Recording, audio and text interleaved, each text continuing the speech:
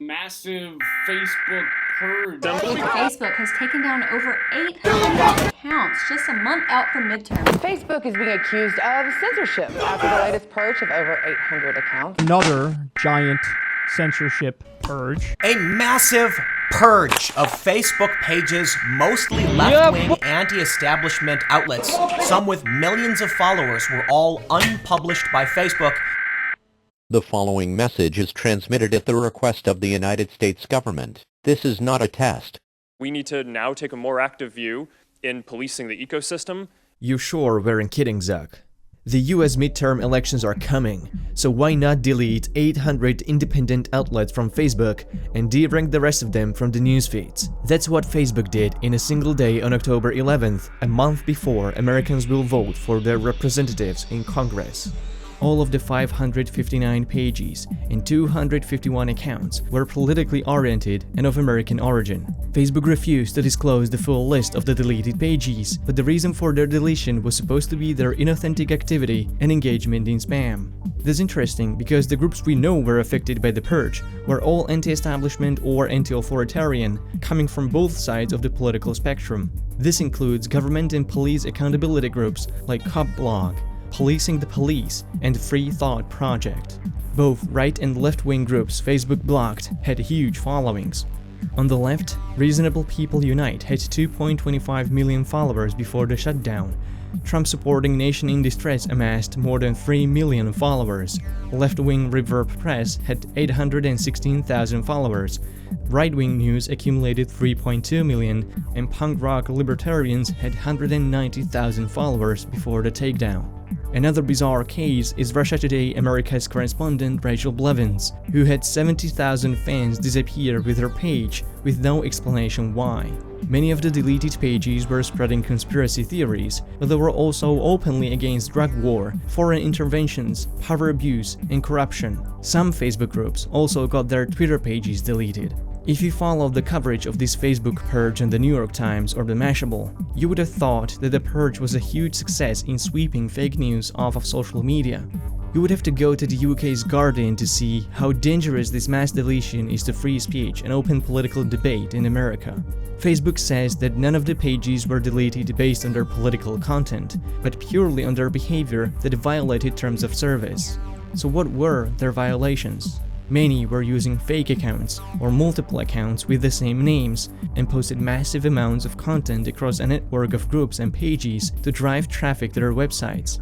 Many used the same techniques to make their content appear more popular on Facebook than it really was. Others were ad farms, using Facebook to mislead people into thinking that there were forums for legitimate political debate.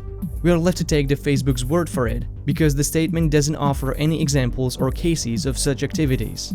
The New York Times fills in the blank by warning that Facebook is plagued by organized networks that seek to make money by getting people to click on links in Facebook that then direct users to websites filled with ads. Once someone visits the ad-filled website, those clicks means more ad revenue. You mean every news organization with a Facebook page?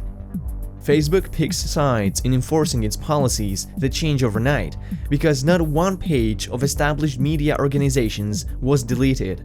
None of the groups received a prior warning before their livelihoods were deleted from existence.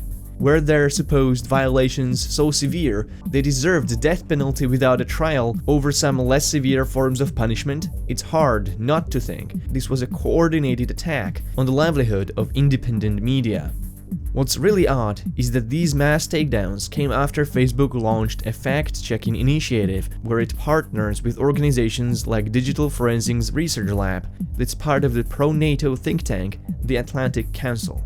This wouldn't be the first time Facebook took an advice from an outside party to delete accounts. In August, cybersecurity firm FireEye pointed a finger at 652 accounts they accused of having links to Iran, which Facebook then deleted. That sounds like an operation by an intelligence agency, and not a private corporation with no apparent interest in geopolitics. But Facebook does have its interests. After so many scandals this year, the social media giant wants people to trust their platform, and that's how they rationalize the purge. But misinformation and fake news have always been present on the internet, and we learn to deal with them on our own quite efficiently. Our generation can remember all those spam messages and fake news in our emails back in the day before social media. And what was our response? Don't trust everything that's on the internet. If you fall for it, it's your fault for not checking the sources yourself. We should be teaching people how to verify information and think critically. That's how we develop intellectual integrity. Facebook wants to teach people a different precedent, that you are supposed to trust social media, that they will take care of what's right for you. But to anyone who values the principle of free flow of information, it is clear that this is a dangerous approach for the future of free speech. So some people think that the only way to solve this problem is to regulate social media platforms as public utilities. The real solution is that all of these different outlets should be regulated as public utilities. But here is a problem with that. Government can still suppress free speech on public forums.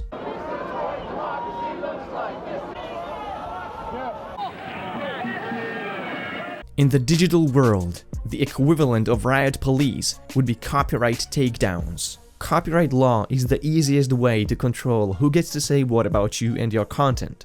If you don't like criticism, just file for a copyright strike and you are safe. Can we copy strike PewDiePie's latest video? Regulating Facebook and Twitter as public utilities might sound sensible, but it wouldn't address the root of the problem, only its symptoms. It would still be trivially easy for the government to find legal ways to censor content. Today, the governments in the US and EU are already holding platforms liable for the content posted and created by their users. In the EU, it's through the Copyright Directive, also known as the ban on memes. In the US, this is achieved thanks to the Stop Enabling Sex Trafficking Act that also blames platforms for crimes committed by their users. Even if you regulate platforms as public utilities, these laws would still be in place and the government would have wide open door to enforce them. There would be nothing in the way to prevent the government from circumventing the First Amendment in this way, because all big platforms are controlled centrally by its owners. The government could just go to the owners of the websites directly and ask to take down uncomfortable content immediately. The government would be handed over legal access to all private information and metadata of social circles on all individuals. This is already happening with big platforms, but it is preventable if you choose alternatives that don't make business with your data and don't have control over what you do and post on their platforms. While in cases we don't know what causes the problem, it might be good to at least try treating the symptoms. In this case, we know what's behind the disease: centralization. Right now, all mainstream platforms are built on a centralized model. That means the only people in control of their websites are developers, directed by corporate boards, paid by shareholders, and regulated by governments. They are the ones who dictate and implement the terms of service, and users have only two options: to obey or leave. You have no mechanisms to protect your rights on your own. You are at the mercy of centralized corporations, so the most obvious cure is decentralization. Your probability to successfully protect your rights is the highest when no one has enough power to overtake your position. In the digital world, the best way to achieve this is when you're in full control of the technology you're using. When it comes to platforms, you should be the one in control of your data and content, and you should bear responsibility for it. That's what decentralization offers. These principles are already implemented in decentralized cryptocurrencies like Bitcoin. Many social networks today are trying to break through with various implementations of decentralization. The benefits are not just free speech and privacy, it also makes the whole internet culture more diverse. The network itself becomes more resilient to attacks and vulnerabilities. Decentralized communities are also much more responsive to hostile behavior like political manipulation or misinformation.